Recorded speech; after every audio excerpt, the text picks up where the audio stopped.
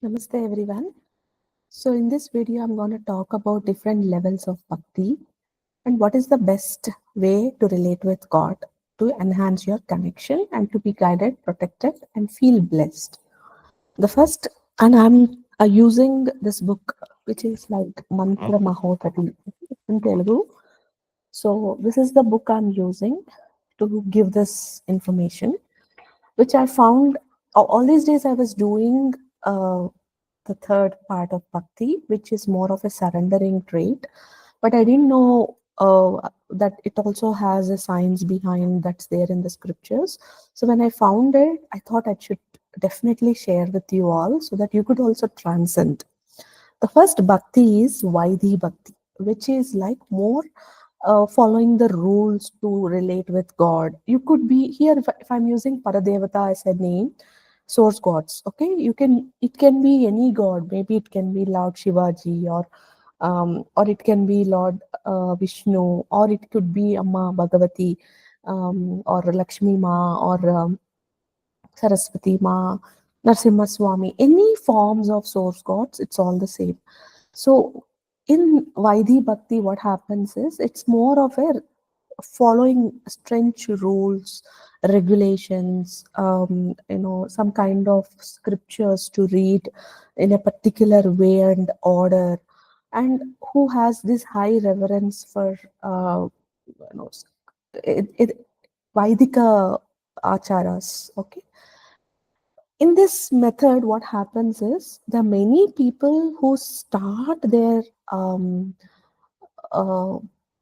the foray in the entry into uh, relation with God using this Vaidhi Bhakti, which is more rule based and ritualistic based of relating with God.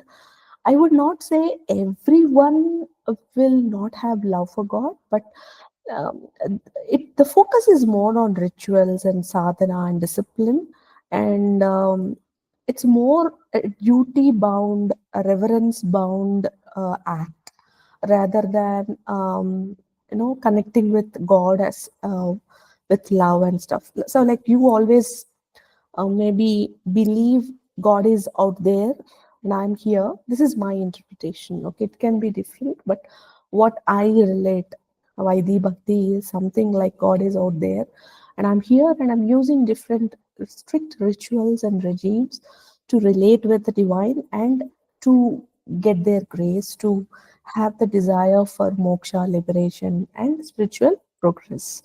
Mm, all these things like surrendering of ego or developing purity using swaras and different ways of pronunciation of a particular mantra. So it's all very, very detailed, very, very rule bound. The focus is more about ucharan, the way you are using mudras and at what place, what point, um, what time you're waking up, what time you're doing, how many times you're reciting, how many times you're doing. The relation with this divine is mostly um, in this way, like a particular number of times you need to do the japa, you're doing this, you're doing this processes. So this is one of the starting point with which we all start off. Say we all have some kind of wish. So someone says, okay, you do this mantra for these many times, or you do this. So we focus more on doing that mantra for that many number of times, or doing puja for that many days, maybe fasting for those many days or weeks or monthly ones or weekly ones or fortnightly ones, very, very rule bound. Okay, so as form of temple visits, not eating anything while praying or before praying, eating only once a day as part of your prayers, and it has to be so, meaning it has to be so. And mostly guru is everything for this sect, and always want to refer shastras, and mostly rule bound. Okay, the connection with God, though the reason why you're connecting is definitely for moksha, surrendering of ego, purity, and to have reverence towards divine, the way you do or the way you relate with divine, or the method to get there is mostly strange rules, discipline, um, perfect way how it's been in the dharma, in the agamana shastras and stuff like that. But do you have love for divine in this? Maybe not, is what my personal take is. You please comment if you have a difference of opinion. It's all a discussion. I'm not trying to sit in a place of a guru or something. I'm just sharing my knowledge. I'm a student. I'm learning. I'm being given multiple different experiences, and as I understand the phenomena, because for me it is reverse, right? Firstly, I am able to communicate with gods, I am able to see gods, and from there I'm now coming to the other ways of relating with them with more purity. So I'm learning. Like, for others it is more like, you want to see god, so you're doing all this, or you want to hear god's voice. For me it's reverse. I already hear voice, so now I have to do things to establish more deeper connection. So that in that process I keep discovering a lot of things. So but either ways we are both students under the school of divine and helping connecting more deeply.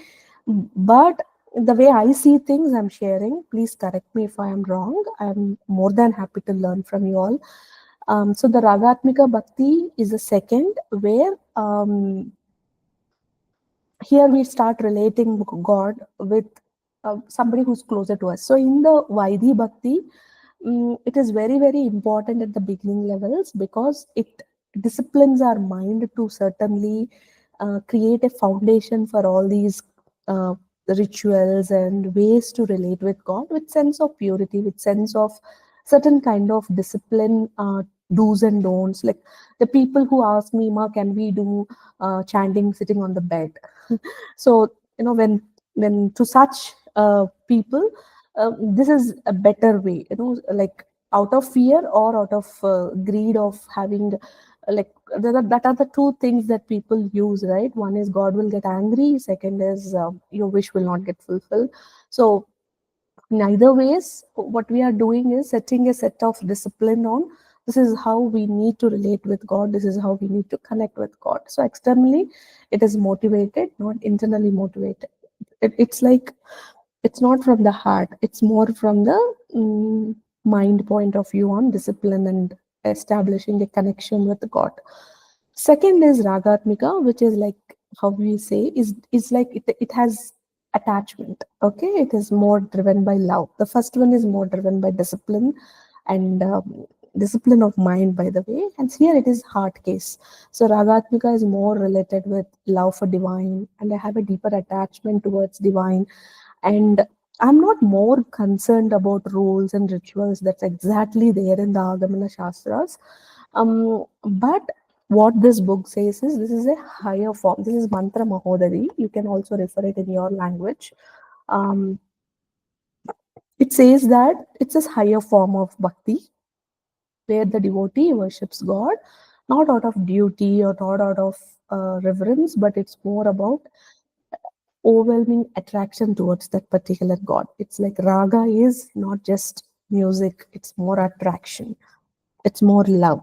So the devotee is spontaneously, naturally, and freely connecting with the god without any scriptural compulsion. Like, this is how, if you don't do this, it's not gone. No, there are people who are don't want to even think this way, that way, other than what their guru said and how it's been there in the scriptures. The next level, as we are keep on doing our sadhana, somewhere down the lane we end up into this plane where we naturally relate with god, in our own ways, where we are trying to set our own pace, our own way of connecting, our own ways of doing things, rituals, though they are there, but the need for doing it is out of love rather than discipline. So in this method, what we are mostly doing is, maybe relating with God in a more deeper way than Vaidika Bhakti.